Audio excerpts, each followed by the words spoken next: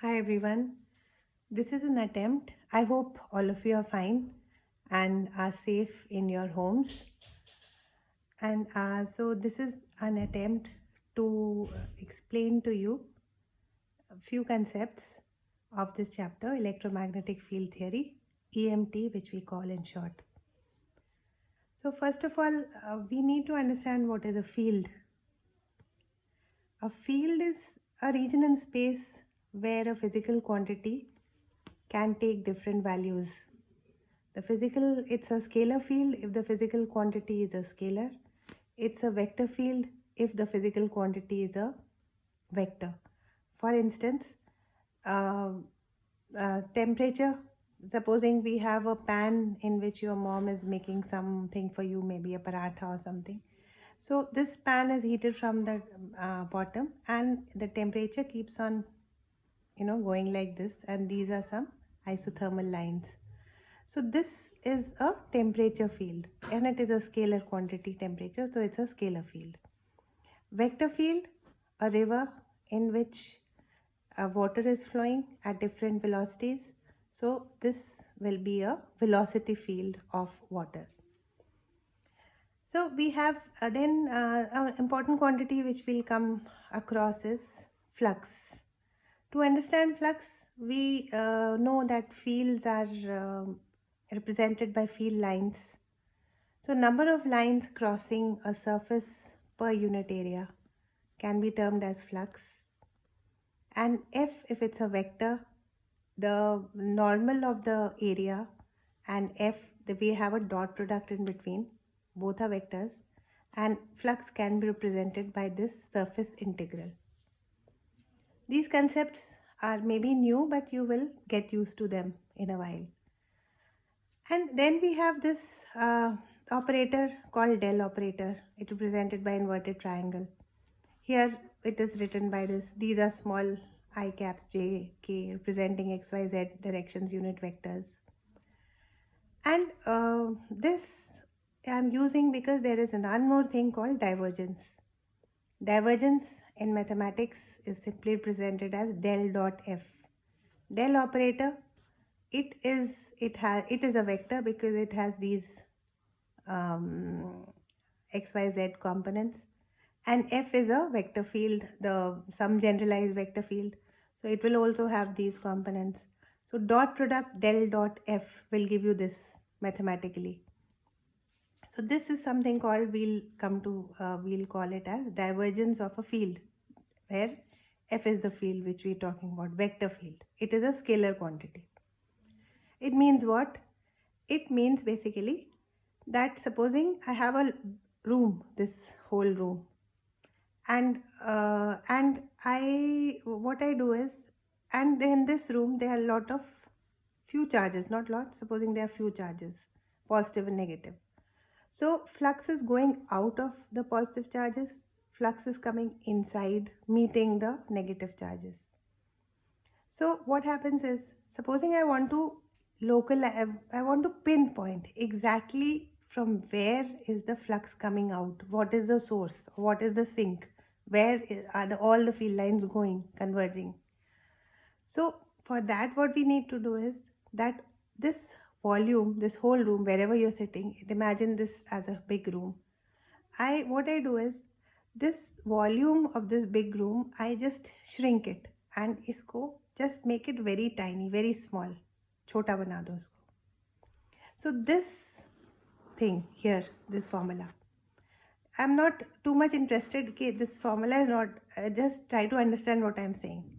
So limit delta V tending to 0, this volume of this, wherever you are sitting in this room, make it very small. And in this small volume, there will be a surface which is covering the small volume.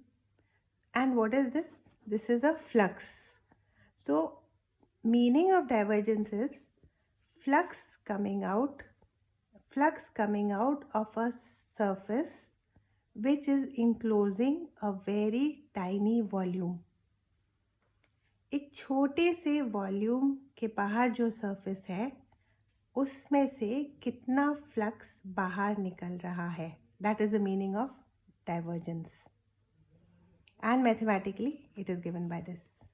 And it tells you basically if there is a source or there is a sink. So if it is 0, nothing is coming out, nothing is going in. If it's a positive, you will have a source. If it's a negative, you'll have a sink. Then we have something called Gauss divergence theorem. This will come out to be very useful in next couple of maybe videos. Gauss divergence theorem, what does it say? We already know what is the meaning of divergence, okay? This is the divergence, del dot F. Del dot F is divergence or flux coming out of a surface enclosing a very small volume. तो इस room में जितने भी छोटे छोटे divergence हैं इन सबको add कर दो. Volume integral means adding all the divergence in this whole room. So what will we get? We will get this. What is this? It means कि जितने भी डाइवर्जेंस हैं इस रूम के, if we add all, we will tell what will we get? We'll get what is the flux going out or coming inside this whole room, which is the big surface, this whole surface. So this is the Gauss divergence theorem. It is nothing but definition of divergence. So it's easy. Now using this equation number 1, Gauss divergence theorem, we will do two things. First, we will write two Maxwell equations. Maxwell equations are, we have already talked about Maxwell equations when we were studying the relativity chapter. But so here we want to prove equation number 1. We will start with just stating Gauss theorem of electrostatics. What does it mean? What does it tell you? And before that, there is something called D, electric flux density. Okay, there is E, electric field strength. D is equal to epsilon naught E in vacuum. In some medium, it will be epsilon, permittivity of space. What is this? This is Q, charge. This is rho, charge density. D dot ds is equal to, so now Gauss theorem of electrostatics, it states that D dot ds, that is flux coming out of a surface, is equal to the charge enclosed. We all know this. In 12th or 11th you have studied this.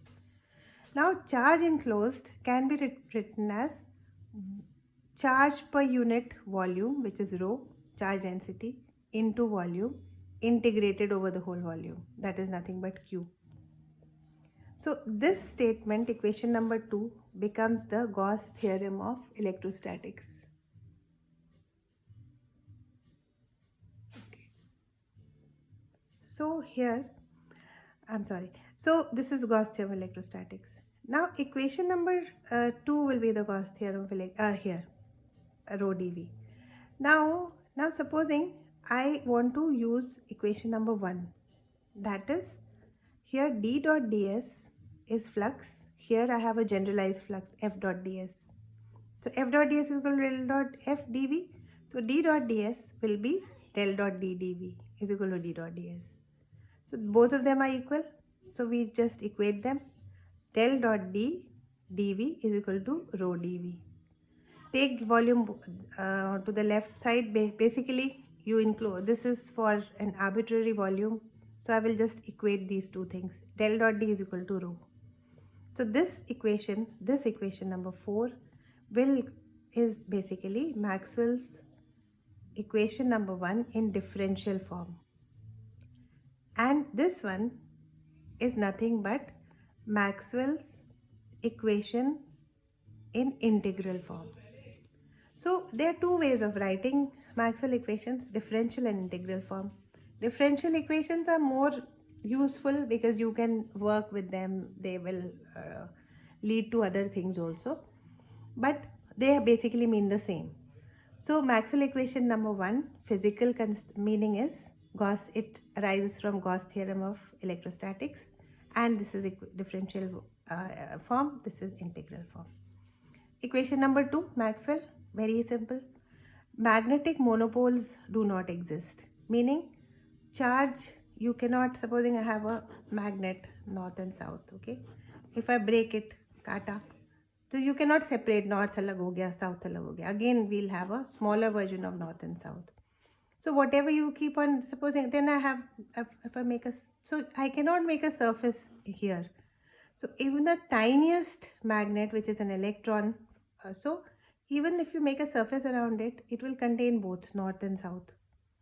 So here we can simply say, here instead of d dot ds is equal to q, so magnetic monopole, here we are talking about some charge, positive or negative. Here there is no charge, magnetic charge nahi hai. It's like a combined unit. So b dot ds is equal to 0. So b dot ds is equal to 0. Using the same thing, Gauss divergence theorem, b dot ds is equal to del dot b is equal to 0. So here this will be Maxwell equation number 2. So very simple. These are two Maxwell equations which we have derived. So if both, you can write integral form, differential form, integral form, differential form. Next time we will do the other two Maxwell equations, third and fourth. Thank you.